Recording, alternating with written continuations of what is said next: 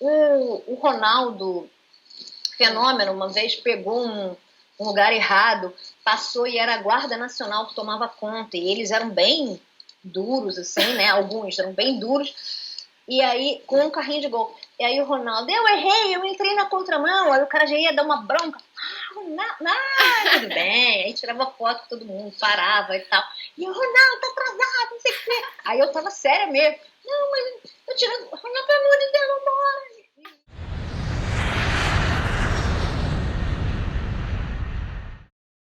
Mesmo quando tá calmo, tem problema. Uau. Sempre tem. Você chegou a se envolver com alguma Olimpíada? Sim, eu fiz a Olimpíada do Rio. Eu fiz as outras Olimpíadas no Brasil, eu não viajei. Porque em 2010 a Globo não tinha os direitos e em 2012, o Brasil não tinha os direitos das Olimpíadas. O Brasil não, a Globo não tinha os direitos das Olimpíadas de Londres. E em 2008 foi em Pequim, eu tinha acabado de ter bebê. Oh. E em 2004 eu ainda não estava preparada para fazer isso, porque você tem que estar preparada, você tem que estar credenciada para fazer isso. Uhum. Então eu fui fazer as Olimpíadas do Rio, que foram muito legais, sensacionais, adorei, vi várias coisas, assim, você vivenciar isso é muito bom, aquilo, assim, os ídolos, os grandes ídolos estarem ali na sua frente, olha, sensacional. Eu preciso, então, te dar os parabéns, porque eu trabalhei nas Olimpíadas do Rio. Eu fui selecionada como voluntária. Eu trabalhei junto com o Afeganistão. E foi uma coisa de louco, Ana. Eu, assim, acho que você sabe, né? O sonho de todo atleta profissional é cair numa Olimpíada, né? É o maior esporte mundial. Aliás, a maior competição mundial de esporte. E eu lembro que, assim, a minha mãe, principalmente, ela sempre falava, nossa, como eu queria ter ido pra uma Olimpíada, como eu queria ter ido pra uma Olimpíada. E nunca aconteceu, mas aí eu consegui também fazer a inscrição dela. E ela foi escolhida para trabalhar nas Olimpíadas também do Rio. Ela não falava inglês, mas ela falava espanhol. Então ela foi trabalhar com a Argentina. Mas era assim, Ana, era uma emoção atrás da outra. E eu não consegui nem imaginar como é que é pra atleta. Se só pra gente que era voluntário auxiliar os atletas, é o que você falou, uma estrela atrás da outra passa pela gente, né? Eu conheci, eu sou apaixonada por tênis. Eu conheci o Djokovic, eu conheci o Rafa Nadal. Eu falei, gente, é coisa que só um evento desse porte pode proporcionar. Eu nunca ia ter a oportunidade de encontrar umas pessoas dessas. Mas assim, tirando essa parte de quem você conhece, eu achei que a organização, ela foi fora de série. Acho que nem eu botava fé. Ninguém botava, pra ser bem sincera, quando eu conversava com os meus colegas, né, eu tô indo trabalhar, nossa, boa sorte. Assim, eram comentários de muita baixa expectativa, eu diria. Sim. Cara, mas surpreendeu muito. Foi muito show de bola. Foi assim, uma coisa que eu definitivamente nunca vou esquecer. Eu não vou ter quatro Olimpíadas, como você teve 4 Copas do Mundo. Vou ter só uma, provavelmente. Mas essa ficou marcada. Tem alguma história bacana que aconteceu durante as Olimpíadas? Pra compartilhar? Cara, sempre tem. Tem, assim, de você... Eu trabalhava junto com o Galvão nessa época. E a gente saía com um carrinho de golfe do IBC, né, que é o centro de imprensa, até o Parque Olímpico e tal. Só que tinha um lugar onde o carrinho não passava. Você tinha que descer e atravessar a pé. E o Galvão provocava uma comoção. Então, cada dia era uma coisa. Aí ele, mais 2 seguranças, e aí se juntavam outros seguranças.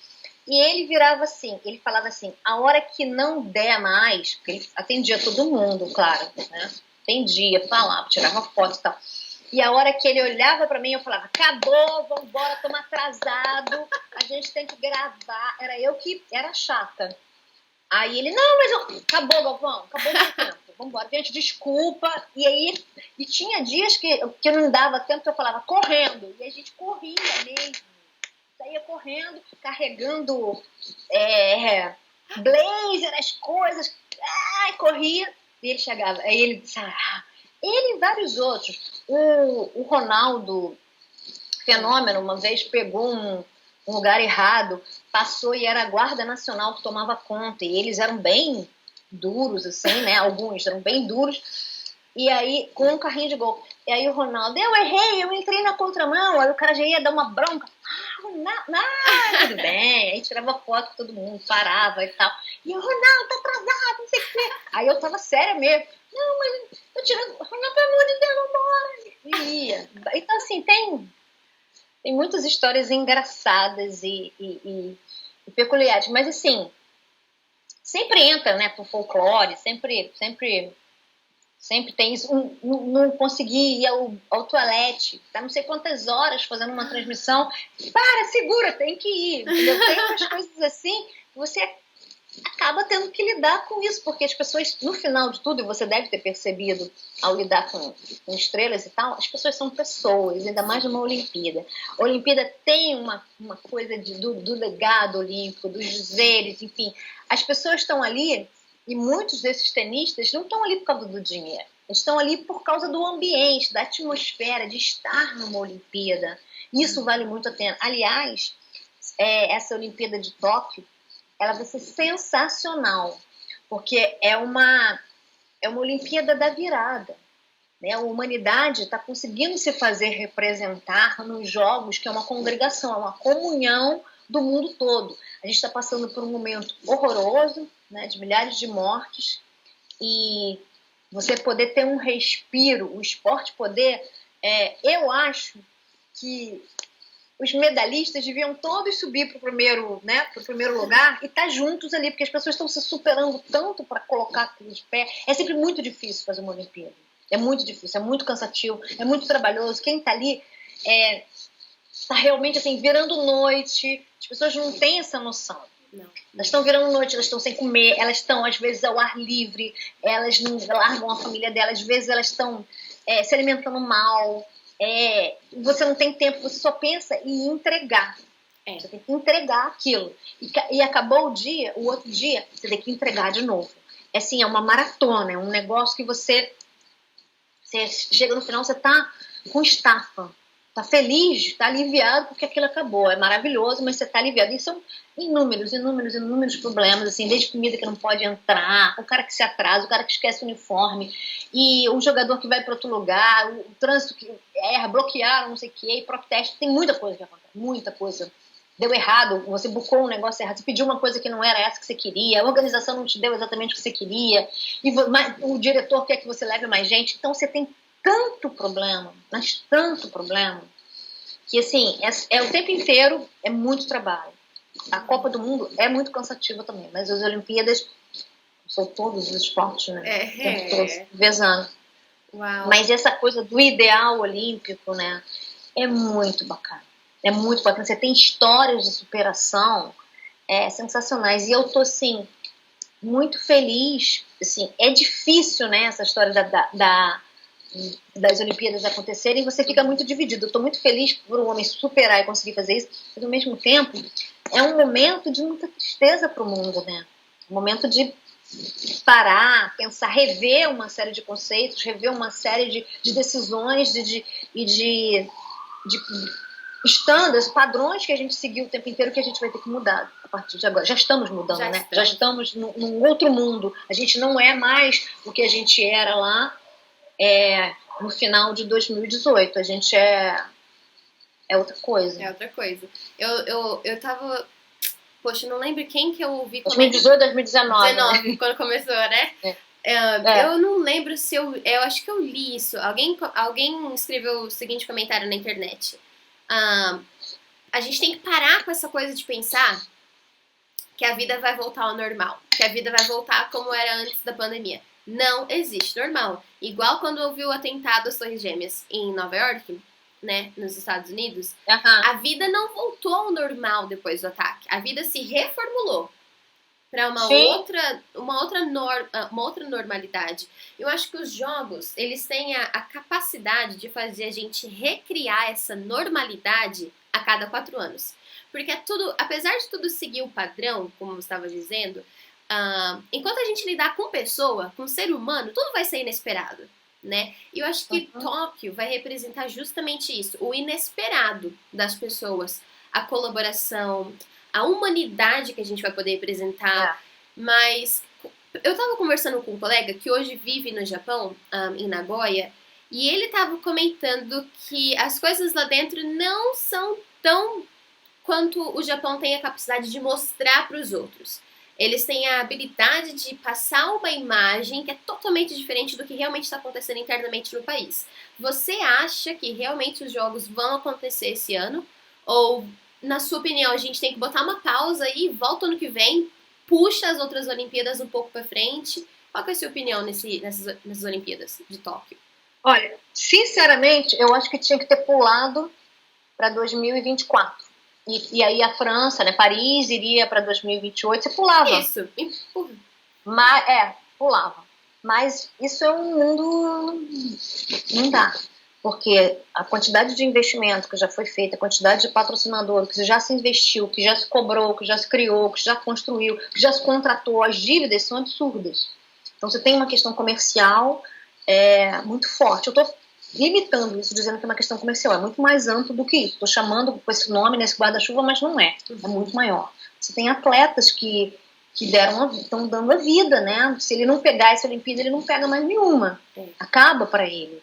Mas você tem um mundo que está sofrendo, assim, às vezes eu acho que mais que uma guerra, né? Porque as Olimpíadas, as guerras paravam para ter os Jogos Olímpicos. É uma forma de dar um respiro.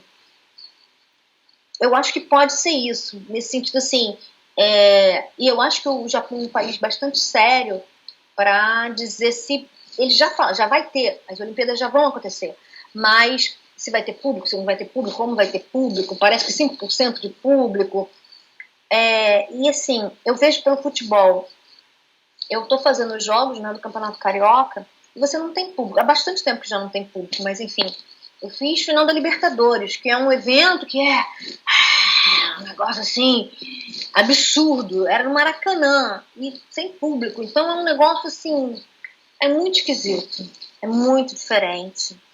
A atmosfera é um dos fatores que mais contribui para um evento ser um sucesso ou atingir as pessoas de uma forma emocional, né? Porque o futebol, o esporte, de uma maneira geral, eles tocam o ser humano de uma maneira emocional. E eu não estou falando isso chutando, eu estou falando isso com base em estudos, né? Você tem estudos do cérebro e onde a emoção está é onde o esporte... Tanto que a leitura sua não é uma leitura racional. Poxa, por que você está torcendo por um time, um monte de homem lá correndo atrás de uma bola, ou então sacando, ou então nadando, aquilo ali não é seu, você está chorando porque o seu time está perdendo, está ganhando, se superou, então é uma coisa que torna a gente muito humana, a percepção é outra, não é uma percepção de linguagem, é uma percepção de sentimento. Então por isso é muito importante. Nesse sentido, eu acho que as Olimpíadas vêm aí para dar um refresco, né, para tocar o ser humano, nesse sentido de reconstrução, de comunhão. Olha, gente, daqui nós somos todos iguais, não somos, mas naquele momento estamos ali iguais e a gente tem que construir uma coisa melhor. É um congraçamento mundial. Eu adoraria ir nessa Olimpíada, adoraria mesmo. Eu não queria ir, adoraria ir, mas enfim, não será possível que isso aconteça, porque eu não me inscrevi, enfim, não é uma possibilidade. E também o Brasil está com uma série de questões com relação à vacina, com relação a poder sair do país. Não sei nem se as pessoas, os delegados, os funcionários já contratados pelo COI realmente vão poder ir, entendeu? Nossa. Não sei. Isso ainda é uma incógnita. Espero que sim, porque eu tenho vários colegas, vários até amigos pessoais que estavam contando os dias. Hoje, aliás, na verdade, hoje no Brasil, né? Aí já passou, mas aqui no Brasil faltam 100 dias para as Olimpíadas. Dia 14, 100 dias. Uau! 100 dias para as Olimpíadas. Eu lembro que... Então, é um marco. Nossa, quando eu mudei pra cá, será que se falava? Acho que não se falava... Não, já se falava em Tóquio, sim. Já se fala de Tóquio há muitos anos, desde que acabou as Olimpíadas de Rio. Eu lembro que eu falei, pô, já tô aqui desse lado do mundo, né? não é como daqui para a Rússia, mas é como do Brasil para a Europa. É muito mais rápido o acesso que eu tenho daqui para o Japão. E eu tava super animada com a possibilidade de poder ir para esses jogos. Aí vem essa pandemia, e gente aqui tão coladinho de onde tudo aconteceu. Aqui na Mongólia, eu vivo na capital, em Ulaanbaatar. A distância entre Ulaanbaatar e o Wuhan, que é onde o epicentro, foi o epicentro, né, da pandemia na China, é como se fosse a distância de São Paulo, capital, para Maceió. É muito perto. Uau! É muito perto. A Mongólia é muito pequenininha, então acaba sendo perto de tudo. Eu falei, cara, essas fronteiras vão fechar e não vão abrir tão logo. Então, essa coisa de planejar para ir para Tóquio, de começar a pensar em voo, começar a pensar em passagem, foi por água abaixo. A gente tá com fronteira fechada há 15 meses. Não dá para planejar nada. Sério? Vocês estão há 15 meses fechados? Sim. Só entra e sai através daqueles, como é que fala? Chartered flights, os voos especiais. Voo charter, sim. Charter. Voo charter. Fretado, isso. Que o governo próprio organiza, mas assim, é só para quem só consegue sair. Por exemplo, se tiver um voo indo para Inglaterra para trazer mongóis de volta para casa, aí você consegue entrar nesse voo e sair do país. Mas você não consegue passear. Não existe voo comercial. Vai fazer já 16 meses que a gente não tem nada de voo. Então, planejamento pra nada dá pra fazer, nem pra ir ver a família. Por isso que eu falei, vou começar essa série de histórias, porque é a forma como a gente pode se conectar com as pessoas, né? Contando história. Você é uma pessoa emotiva? Você chora com facilidade? Nossa, muito. Horrores. Eu lembro quando ali na Vila Olímpica, né, tem aquela área reservada à imprensa, né, onde vem a reportagem e tudo mais. E todos os dias tinha uma mini cerimônia de recepção de cada comitê que chegava. Então, quando o Afeganistão, foi a vez do Afeganistão ser recepcionado, elas me vestiam, só tinham duas moças, uma que era competidora, então imagina, ela era uma velocista, então ela era toda coberta, de cima até embaixo. Imagina ela competir com uma mulher que tá correndo quase nua, né? Então chamou muita atenção. Então tava ela, e a gente só tinha mais 2 atletas. Acho que a delegação não chegava a ter 10 pessoas. Mas assim, vestidos como se eles estivessem indo para a cerimônia de abertura real do evento. E eu lembro que no dia que eu cheguei para trabalhar, Cabul, a capital, tinha acabado de sofrer um atentado. E o nosso chefe de missão, ele tava desesperado, tentando ligar para casa, ver se tinha notícia, sabe, da família. E a menina atleta, ela tinha inglês muito limitado. Olha, até me emociona isso. Pra ela, era uma emoção tão grande como mulher sair da guerra e representar o país dela. E eu não conseguia imaginar. Eu falava, gente, a gente aqui no bem bom do Brasil, a gente não tem ideia do que tá acontecendo, né, nesses países tão em zona tão perigosa de guerra e tudo mais, e elas fizeram questão de me vestirem. Uma das meninas, ela me deu a roupa tradicional delas, uma coisa linda, pesada, o sapatinho apertado que quase não cabia no meu pé, fez um monte de bolha, mas elas quiseram que eu participasse daquilo. E eu lembro que eu chorei. Então, eles fizeram eu entrar ali com eles. Eu não me lembro, eu acho que teve o hino do Afeganistão, eu não lembro se tinha só uma bandeira, não lembro como é que era. E eu lembro que eu chorei, eu falei, gente, eu não sou nem atleta e eu tô aqui nesse meio. Então significou muito pra mim. E pra você, que situação você passou que te emocionou, que mexeu, que fez você chorar e falou assim, deixa o Waterworks sair porque é muito emocionante. Na hora isso não acontece. Na hora você tá ali, você não dá. Porque não tem tanta coisa acontecendo. Eu vou te dizer que uma das coisas que me deixou mais emocionada, que foi o seguinte, na escolha do Rio para ser sede das Olimpíadas, eu tava lá em Copenhague, na Dinamarca. E era tudo muito difícil. Porque era assim, o presidente Lula tava lá dentro com a delegação da Espanha, ficou entre o Rio e Madrid, se não me engano, Rio e Madrid. E a gente do lado de fora era um lugar que eu não poderia estar. Eu não estava credenciada para estar ali e eu entrei. Eu consegui entrar, eu entrei. E a mulher fingiu que não me viu, porque para ela ia ser mais fácil se eu estivesse lá, porque eu tinha que puxar as pessoas do Brasil para falarem com o repórter e ela não conhecia. Quem seriam essas pessoas? Ela era gringa. Eu estava na Dinamarca. Então, como é que ela ia fazer isso? Então, ela fez vista grossa e eu entrei. E a gente estava do lado de fora, assim, a TV Globo, a TV Record na época, e tinha uma TV da Espanha. E a gente estava vendo num monitor que começou a dar defeito. E eles estavam dentro, eu não sabia se tinha ganhado ou não. Todo mundo gritando. E a gente não sabia o que tinha acontecido. Quando finalmente a gente soube que o Rio tinha ganhado, a gente se abraçou muito, rapidamente lá. Todo mundo gritando, se abraçando. E aí, 2 minutos depois, eu já tinha que entrar lá na tal da sala e eu tinha que levar o Lula para ser entrevistado na época, mas o Lula nem sabia quem eu era, não conhecia, e não conhecia ninguém. Olha, foi uma loucura. Eu falava com um assessor. Depois eu reencontrei o fotógrafo da presidência em vários lugares, e ele falou: você era maluco que ficava puxando. Aí eu fui lá falar com o ministro da Justiça na época e falei que tinha um monte. E vai estar toda a imprensa. Eu falei: tá todo mundo, a Globo, a Record, só tinha Globo e Record. A Globo, a Record, eu só repetia isso.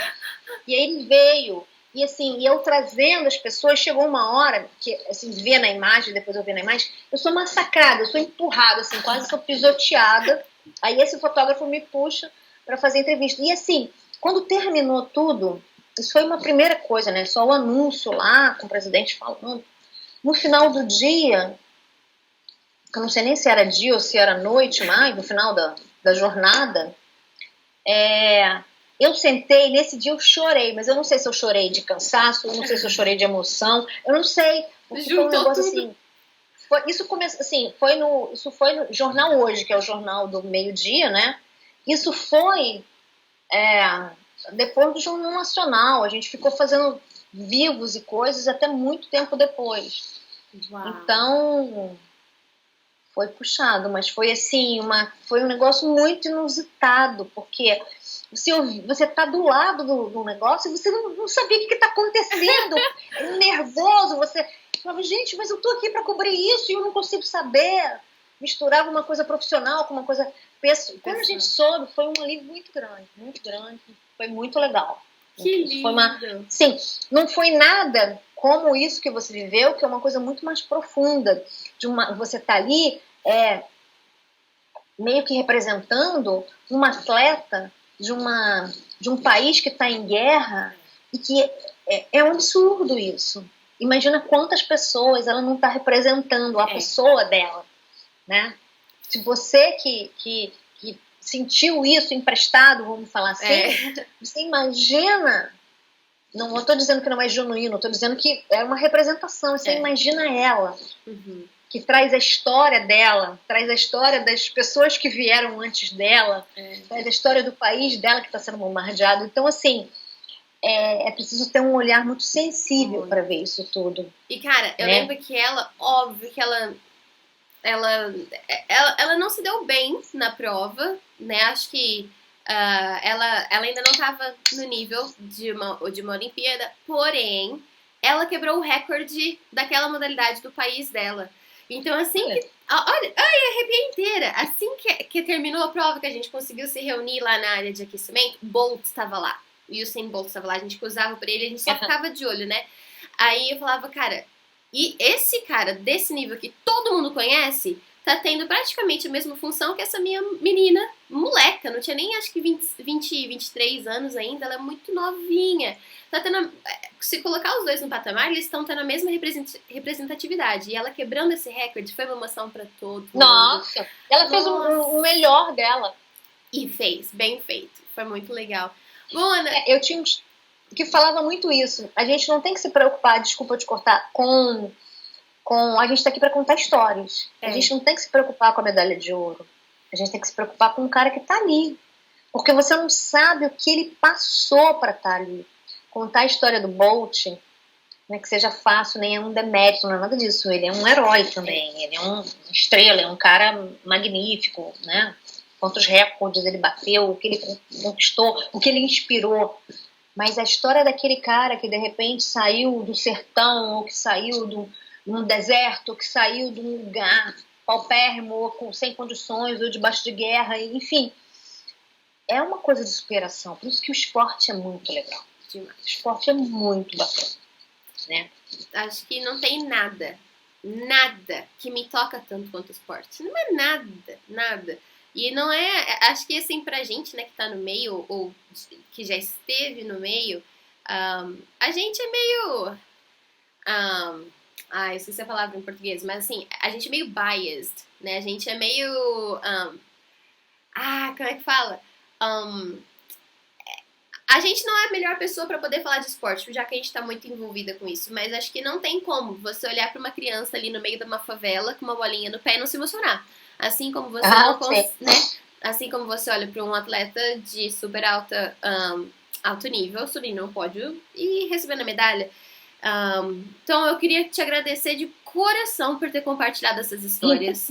Porque eu não quero tomar muito do seu tempo, aí já tá tarde no Brasil, mas eu espero muito que você ainda possa trazer muita contribuição para o esporte no Brasil. Acho que essas histórias que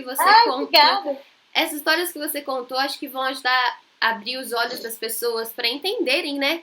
Não é só o play que eu dou, ou o controle remoto que eu ligo e de repente tudo tá acontecendo. Tem tanta coisa atrás desse clique no controle remoto que ninguém sabe. E eu quero te agradecer muito, porque se não fosse você, eu não ia ter, talvez, participado de uma Olimpíada no Rio de Janeiro. Talvez tenha sido por tanta contribuição que você tenha feito, não sei. Mas, de coração, obrigada. Que tenhamos muitas histórias ainda para contar. Isso é super importante. E assim, cada um não importa se você está fazendo uma produção executiva maravilhosa, sensacional, para Champions League, para Eurocopa, não importa. Importa o que você faça, que você goste. Uma vez eu estava fazendo, aliás, eu trouxe isso para a minha vida e eu queria terminar com isso. O X Games, que era um negócio de skate, montaram na praia, um negócio da ESPN Internacional, era na época, tem uns 20 anos, era um negócio sensacional, assim, esporte radical, né? Maravilha. E aí, eu já tinha trabalhado, estava cansada, exausta, já tinha acabado. Aí veio um cara pra mim, sentou do meu lado, um gringo, e falou assim: você se divertiu? Aí eu falei, mais ou menos. Ele falou assim: eu me diverti muito. Porque se a gente não se diverte, não vale a pena. Então divirta-se. E é mais ou menos isso. Não importa o que você está fazendo. Você pode estar fazendo futebol de botão. Você pode estar fazendo um campeonato de rua.